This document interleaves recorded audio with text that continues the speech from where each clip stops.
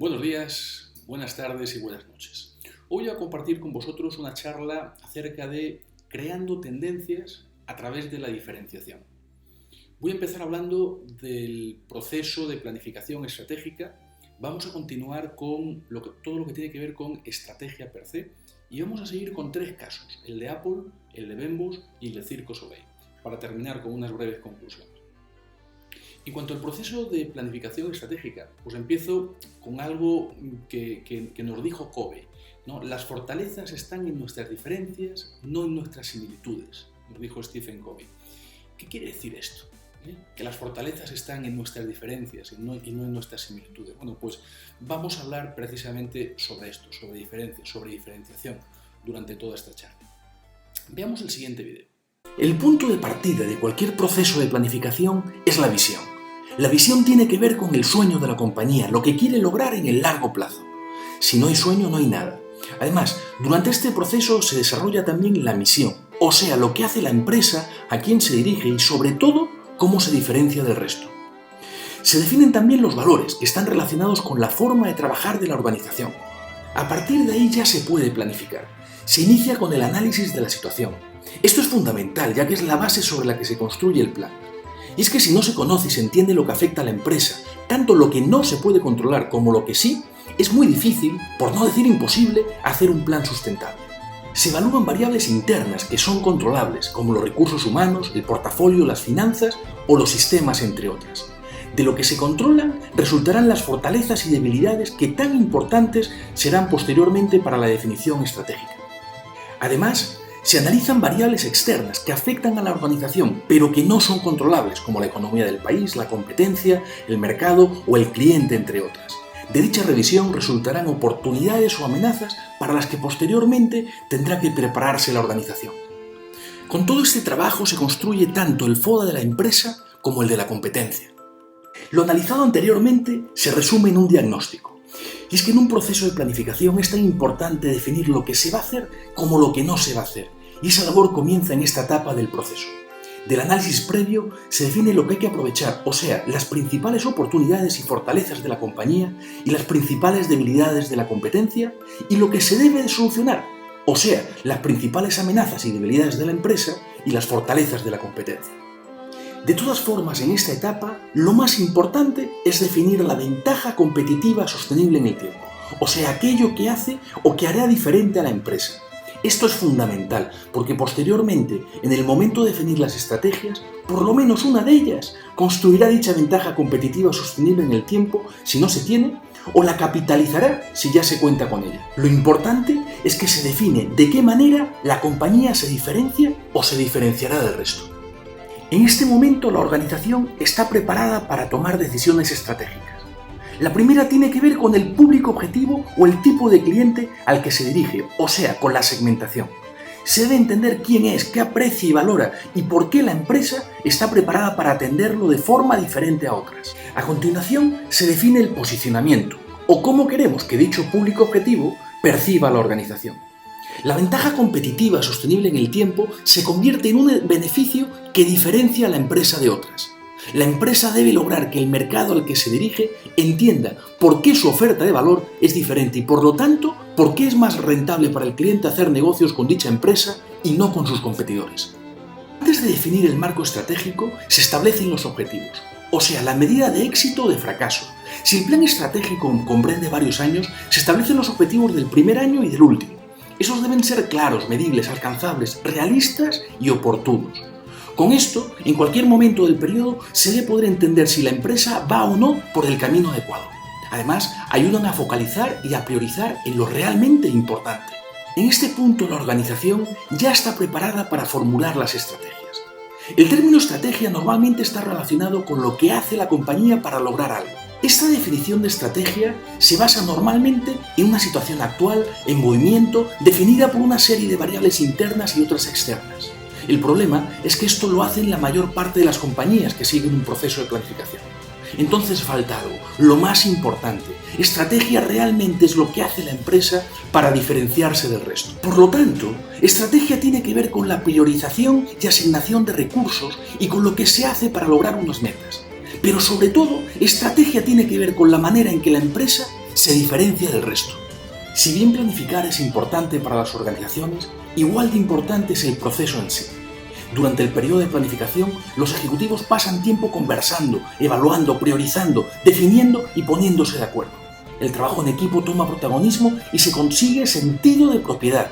Esto es fundamental para lograr compromiso y que finalmente lo planificado se haga realidad. El siguiente paso natural es la implementación y el seguimiento del plan estratégico. La ejecución es fundamental. De lo contrario, el plan será un documento bien escrito, lleno de buenos propósitos, que no servirá para nada.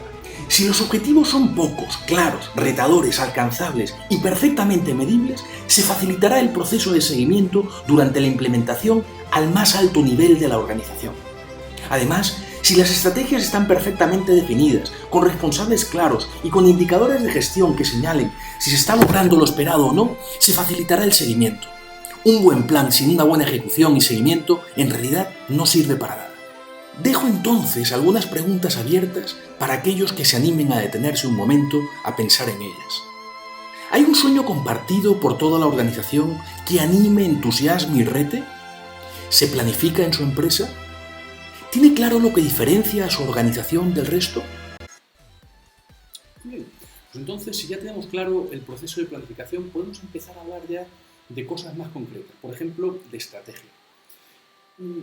Y las primeras definiciones vienen del entorno militar, ¿no? Decía Clausewitz, estrategia se refiere al uso del combate para los fines de la guerra.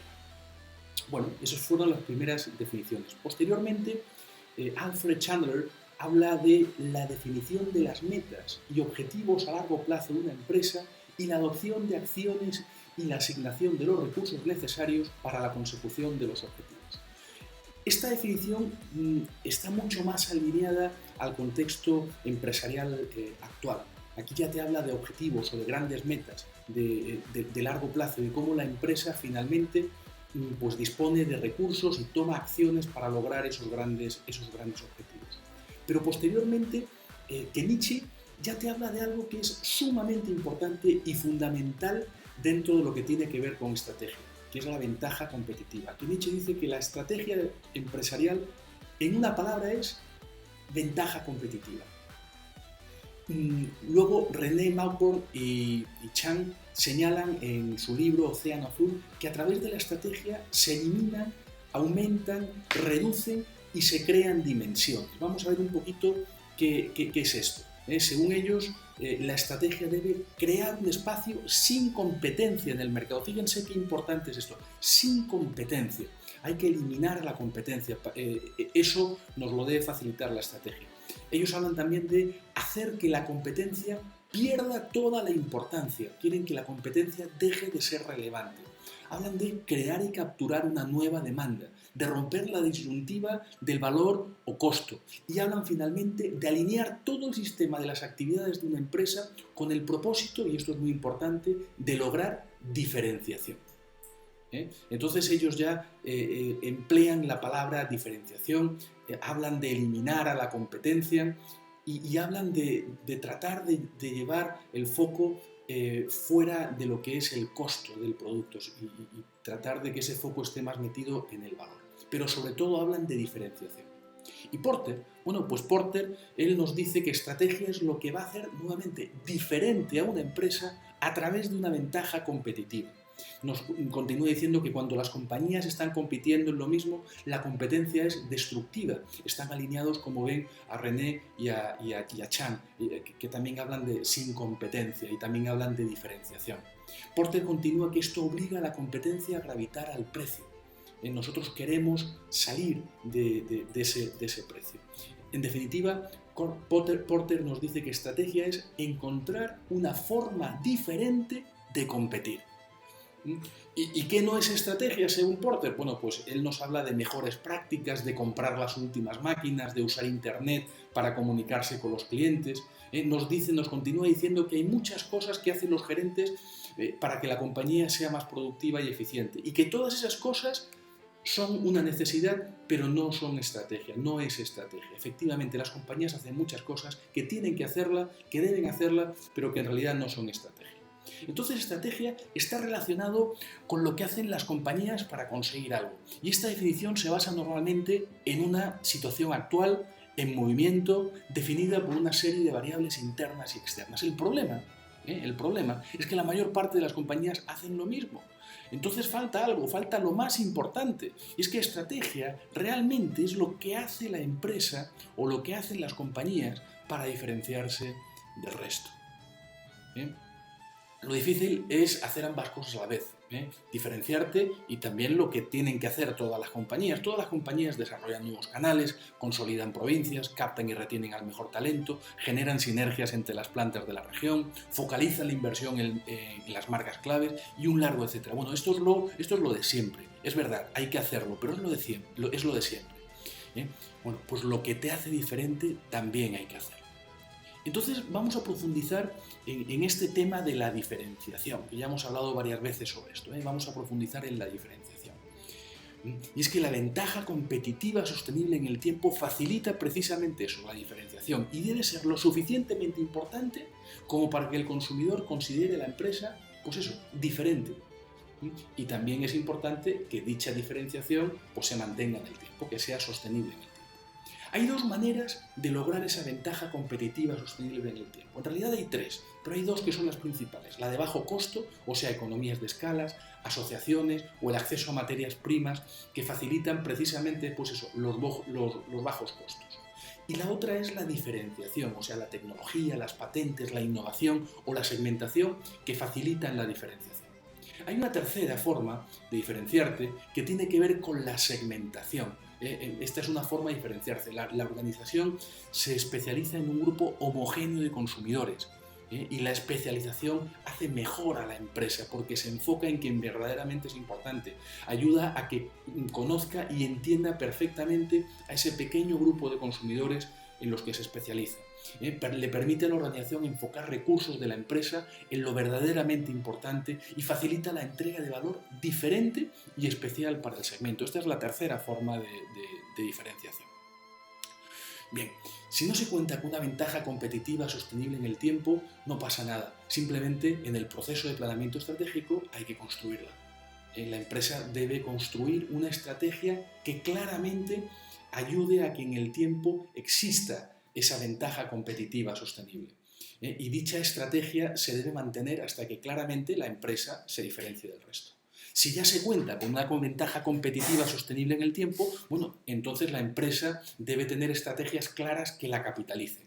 Además debe contar con estrategias que mantengan vigente dicha ventaja competitiva. El resto de las estrategias, como ya comenté antes, son las de siempre. Captar y retener al mejor talento, lograr sinergias entre las diferentes plantas de la región, mantener precios premium entre un 15 y un 20% por encima del promedio del mercado, consolidar la producción de la región en las dos fábricas de mayor productividad, ampliar el alcance de los canales, etcétera, etcétera, etcétera, etcétera. Todas las empresas hacen lo mismo. Bueno, pues esto hay que hacerlo, pero además hay que diferenciarse. Como decía Guy Kawasaki, al final o eres diferente o eres barato. Y aquí nadie quiere ser barato. Vamos a ver un pequeño video que tiene que ver con la formulación de las estrategias. Ya hablamos de diferenciación, vamos a hablar ahora de cómo se formulan las estrategias. Estrategia tiene que ver con lo que hace la organización para lograr sus objetivos en una situación variable en la que controla algunas cosas y otras no. Pero estrategia, sobre todo, es la forma de diferenciarse de una compañía frente a la competencia. Lo demás, también incluido en su significado, es menos relevante. El motivo por el que es menos importante es que todas las organizaciones que planifican hacen lo mismo. Y es que la mayor parte de las empresas captan y retienen al mejor talento, desarrollan nuevos mercados, optimizan costos, generan sinergias entre las diversas operaciones, se enfocan en el cliente, amplían la distribución y un largo etcétera. Todo esto es correcto, pero no es suficiente. De esta manera, nadie le da excusa al cliente para pagar más. Además, no es suficiente porque si todos hacen lo mismo, todos son predecibles. Estrategia, entonces, debe ser sinónimo de diferenciación. Si bien es correcto que haya 3 o 4 de esas estrategias que todos implementan, debe haber por lo menos una que diferencie a la compañía del resto. Dicha estrategia se genera a partir de la ventaja competitiva sostenible en el tiempo. Si esta existe, se diseña una estrategia que la explote. Y si no existe, se diseña una estrategia que la construya. Y es que es fundamental que la compañía de verdad se diferencie, y si no lo hace, es crítico que se pongan los medios para que en el futuro cercano lo haga. Las estrategias deben apuntar a lograr los 4 o 5 grandes objetivos de la compañía. En ese sentido, cada una debe contar con 2 o 3 indicadores de gestión que a su vez estén dirigidos a lograr los objetivos de la empresa que se señalaron anteriormente. Las estrategias se deben formular de forma clara. Deben iniciar con un verbo que indique una acción como construir, consolidar, desarrollar, etc. Además, a cada una se le debe asignar un responsable. Y la persona señalada tendrá la responsabilidad de implementar la estrategia y de cumplir con los 2 o 3 indicadores de gestión asignados a su persona. De esta manera estará aportando al logro de los objetivos de la compañía. A continuación, cada estrategia debe aterrizarse. Para cada una se debe definir un set de 4 o 5 subestrategias. La forma para desarrollarlas es idéntica a la de las estrategias. Cada una contiene indicadores de gestión que en vez de apuntar a lograr los objetivos de la compañía, apuntan a lograr los indicadores de gestión de la estrategia a la que está asignada. De la misma manera, contienen un verbo y también se señala un responsable que normalmente forma parte del equipo de trabajo de la persona encargada de la implementación de la estrategia original. Finalmente, estrategia es la forma que elige la compañía para diferenciarse y para lograr unos objetivos en un entorno en movimiento. Dejo entonces algunas preguntas abiertas para aquellos que se animen a detenerse un momento y pensar en ellas. ¿Conoce las 4 o 5 grandes estrategias de su empresa? ¿Las estrategias de su empresa tienen indicadores de gestión claros que apuntan al logro de los grandes objetivos de su organización? ¿Hay un responsable claro de la implementación de cada estrategia? Y finalmente, ¿hay por lo menos una estrategia que claramente le diferencia del resto? Ya he hablado sobre el proceso de planificación estratégica y sobre la formulación de las estrategias. Y dentro de esto he resaltado la importancia de la diferenciación, lo importante que es diferenciarnos. Y voy a tocar ahora 3 casos en donde precisamente la diferenciación pues convierte en estos casos o a estas empresas en creadoras de tendencias. Vamos a ver el caso de Apple, de Bembos y de Cirque du Soleil. En las últimas décadas del siglo pasado nace una de las empresas que hoy valen más. Es una de las empresas más valiosas del mundo. Steve Jobs y Steve Wozniak crean en 1976 Apple. Y esta compañía en el año 78 ya está generando utilidades de $2 millones. En el año 1980 Apple se hace pública. Y en el año 1983 Apple contrata a un CEO, John Sculley, que viene de PepsiCo. Él era el presidente de Frito-Lay en Europa.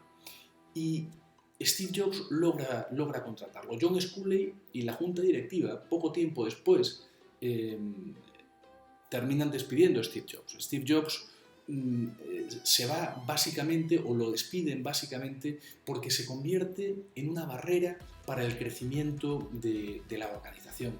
Y lo perciben, o más que se convierte, lo perciben como una barrera, y seguramente en ese momento lo era, porque le quiere dedicar demasiados recursos y demasiado tiempo y esfuerzos, no solo suyos, sino de toda la organización, a un solo proyecto que le tomó mucho tiempo y que finalmente pues no fue muy bien. El caso es que Steve Jobs termina saliendo de la compañía, vende todas sus acciones menos una, y de un día para otro Steve Jobs era un hombre sin trabajo, pero rico. En el año 1986 Jobs compra Pixar por $10 millones. 10 años después esa compañía valía más de $1.000 millones. En 1985 Jobs crea otra compañía llamada Next Computer. Precisamente esta compañía, 10 años después, pues bueno, estaba al borde de la bancarrota. Y a finales del año 96, Apple compra Next por $400 millones. Lo compra básicamente porque siente que puede utilizar su sistema operativo. Con esa compra regresa Steve Jobs como CEO de Apple. Steve Jobs se queda primero como asesor de Gil Amelio inicialmente, pero luego el 7 de julio del año 97 Gil Amelio se retira y regresa Steve Jobs. Y para ganarse los corazones de los empleados, esta es una de las primeras cosas que hace. Valoriza las acciones de los stock options de los empleados en $13.81, que es precisamente el valor de la acción del día en el que Steve Jobs toma el mando.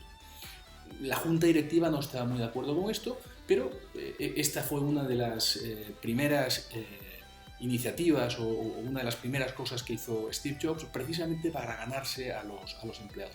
Y bueno, también esto le sirvió para invitar a renunciar pues, a la mayor parte de la junta directiva. Otra de las cosas que hizo Steve Jobs en ese momento fue reemplazar a la junta directiva por gente de mucho peso. Por ejemplo, Larry Ellison, que es el fundador de Oracle, pasó a ser director de Apple, Jerry York, CFO de Intel y de Chrysler, y Bill Campbell, antiguo vicepresidente de marketing de Apple. En definitiva, se rodeó de gente buena y además de gente de su confianza. Apple entonces pasó, además, y esto es importante porque hubo foco, pasó de contar con innumerables productos a enfocarse en 4. Un producto para el consumidor, portátil, otro producto de escritorio también para el consumidor, un producto portátil para el profesional y otro producto de escritorio para el profesional. El resto de los productos los eliminó. Entonces, Steve Jobs entendió que si quería limpiar la compañía y darle la vuelta al negocio, debía enfocarse en lo importante e hizo una racionalización del portafolio muy, muy grande. Además, Apple logró que Microsoft, su principal competidor hasta entonces, comprase 150 millones en stocks de la compañía a cambio de un trato en el cual se iba a desarrollar, o se desarrolló en realidad, una versión de Office para Mac y también Internet Explorer se incluyó en todas las computadoras de Apple. Y esto fue clave para evitar la quiebra de la compañía. No fue lo único realmente, pero sí fue muy importante. En enero del 1998 ya Steve Jobs anuncia que Apple, de nuevo, es rentable. O sea, pasa de estar al borde de la quiebra a en poco tiempo a ser una compañía rentable.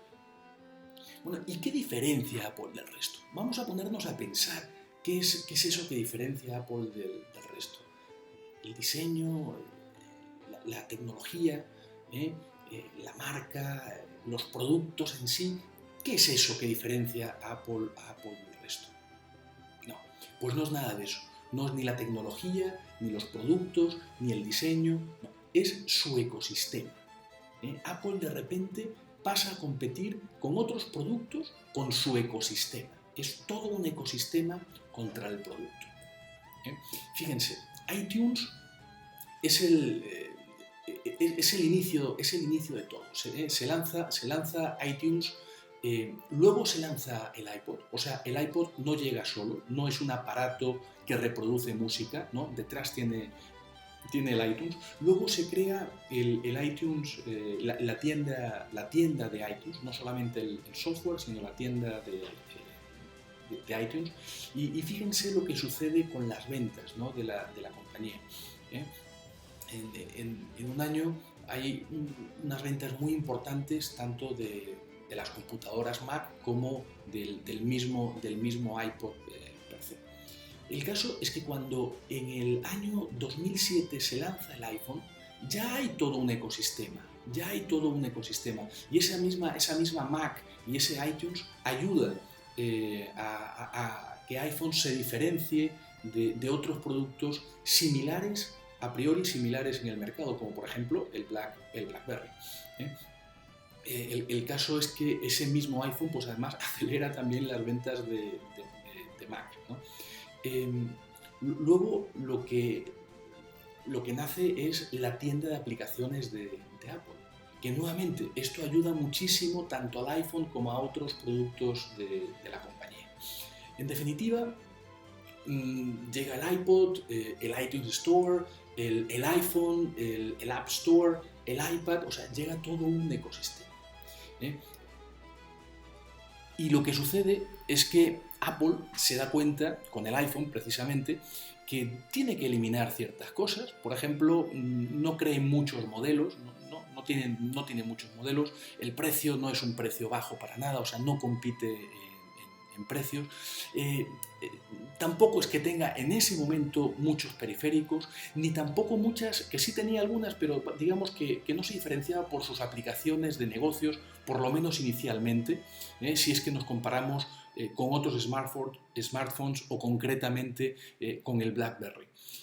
Pero ¿en dónde sí se empezaba a diferenciar el iPhone o empezaba a competir con ciertas ventajas? Pues a lo mejor en su desempeño tipo PC. O sea, un iPhone era como una computadora pequeñita. Steve Jobs a inicios de los 80 tenía un sueño que era que hubiese una computadora personal en cada hogar. Y además esa fue una de las razones o fue uno de los argumentos que utilizó para convencer a John Sculley de que se subiese a bordo de la nave de Apple, ¿no? Cuando John Sculley venía de Frito-Lay, John Sculley le dijo, oiga, pero ¿y por qué voy a empezar a trabajar yo con vosotros si PepsiCo y Frito-Lay son compañías que están, pues, son mucho más grandes que Apple y mucho más importantes que Apple? Y Steve Jobs le dijo, ¿usted qué prefiere? ¿Usted qué prefiere? ¿Vender papitas fritas y cosas sin importancia o cambiar el mundo? Yo le voy a dar la oportunidad de cambiar el mundo. Vamos a conseguir que haya una computadora personal en cada hogar. Bueno, el iPhone es una computadora personal, pequeñita, pero es una computadora. El poder de computación de un iPhone es impresionante. De un iPhone y en realidad de cualquier teléfono inteligente. La diversión, bueno, pues el tema de diversión pues también era importante. Los otros smartphones que habían en el mercado realmente se dirigían a un mercado, a un segmento mucho más pequeñito, se dirigían a los ejecutivos. El acceso a internet, la facilidad de uso, el iPhone tenía que ser facilidad de uso, el estilo, pero sobre todo lo que diferenció al iPhone del resto fue su ecosistema. Fue el ecosistema, y a través de ese ecosistema incluso creó una tendencia. El iPhone crea una nueva tendencia y reinventa totalmente, completamente el mercado de smartphones. Bueno, y el iPad, pues tampoco es un producto. El iPad también es un ecosistema o forma parte de un ecosistema, y es que Apple es el creador de ecosistemas. Cuando nace el iPad, pues no nace con muchos modelos, no nace a un precio bajo, sus prestaciones están bien, pero digamos que no son las más importantes, sobre todo si las comparamos con las prestaciones de las laptops y de las PCs. O sea, el desempeño del iPad en cuanto a modelos, precio, prestaciones, periféricos y diversión, pues era menor que la de las PCs y las laptops. Pero bueno, pero el iPad empezaba a ser un aparato que daba ciertas facilidades para trabajar en la casa, para trabajar en el hogar, ciertas facilidades de uso. Ahí ya empezaba a ganar, en esas facilidades de uso empezaba incluso a ganar a las laptops y a las PCs. El acceso a internet, la portabilidad, pues era un aparato realmente fácil de llevar. El estilo y por supuesto, y aquí es donde creaba tendencias, el ecosistema. Nuevamente el ecosistema le sirvió a Apple para diferenciarse del resto. Y es que Apple crea una tendencia a través de su ventaja competitiva sostenible en el tiempo, o sea, a través de su ecosistema. Hoy Google, SAP o el mismo Samsung tratan de seguir la estela de Apple con esto de los ecosistemas, pero bueno, y lo están haciendo, están cada vez mejor, pero realmente el ecosistema de Apple es muy sólido y está muy lejos del resto. Vamos a ver otro caso, que es el caso de Bembos, una marca peruana fantástica. Bembos es una empresa de comida rápida peruana, nace en el año 88. Quizás no era el mejor momento para el nacimiento de Bembos, porque eran momentos muy difíciles, eran tiempos muy difíciles para el país, pero igual se crea Bembos. No habían cadenas internacionales, algunas cadenas nacionales ofrecían la hamburguesa dentro de su menú, pero esa hamburguesa no era lo fundamental, no era lo central. En el año 93 entra Burger King en el mercado peruano, McDonald's entra en el año 95, y aparte de McDonald's y de Bembos, aparte de McDonald's y de Burger King, en Perú entran marcas como Pizza Hut, como Domino's Pizza, como Kentucky Fried Chicken, Taco Bell, Miami Subs o Chifas, diferentes cadenas de comida rápida. La comida rápida ya era una realidad en el mercado peruano. ¿Y de qué manera entonces Bembos era diferente al resto? ¿De qué manera se diferencia Bembos del resto? Bueno, la calidad de su hamburguesa y de sus ingredientes. Eso lo hacía diferente. Bembos siempre se enfocó en incluir los mejores ingredientes, incluso si tenía que importarlos. Pero sí, había una calidad, había un foco importante en calidad. También en innovación.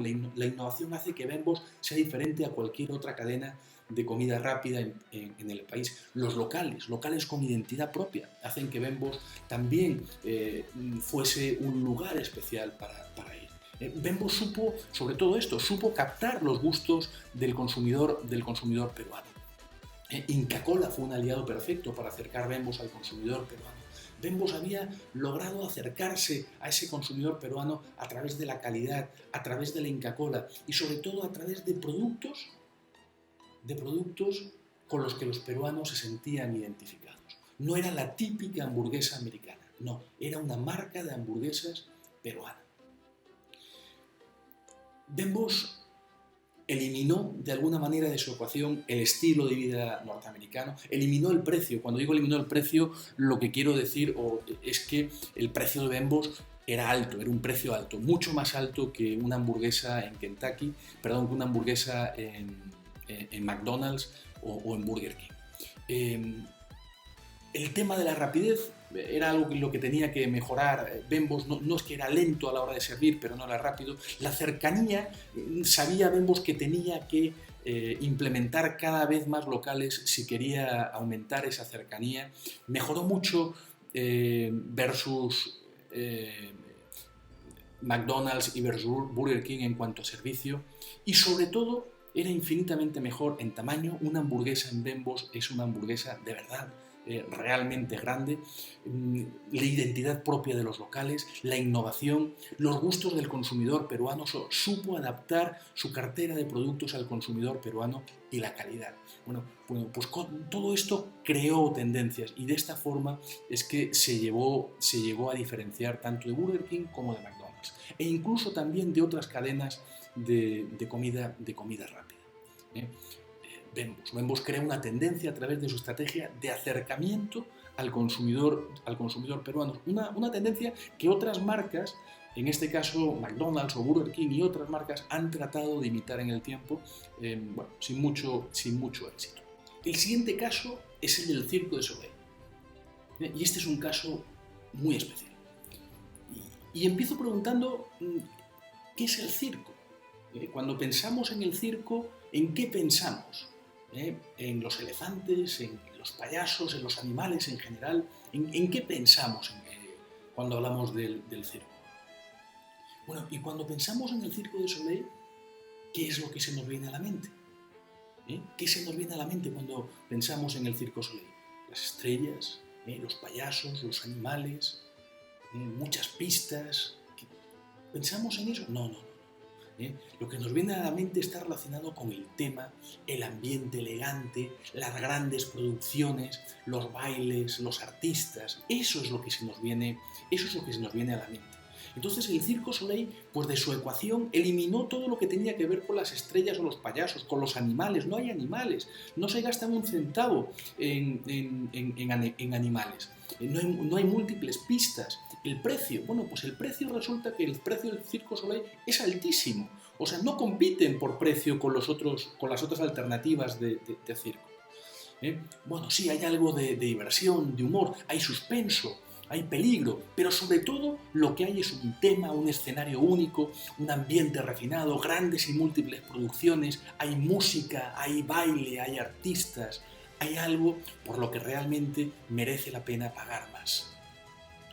Y ese es el Circo Soleil, y de esa forma es que crea una tendencia, de esa forma es que se diferencia del resto.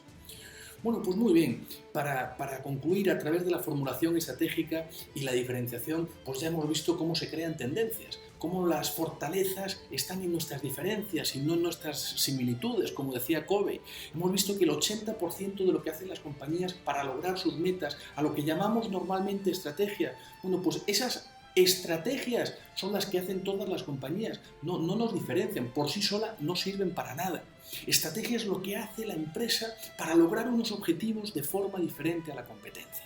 Como decía Guy Kawasaki, al final o eres diferente o eres barato. Y bueno, en los casos de Bembos, de Apple o del Cirque du Soleil, eliminaron a la competencia y crearon una tendencia en la industria precisamente a través de la diferenciación.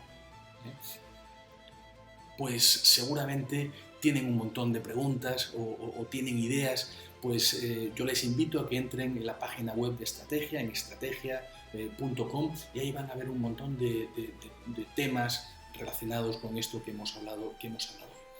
Muchas gracias y buena suerte. Un momento.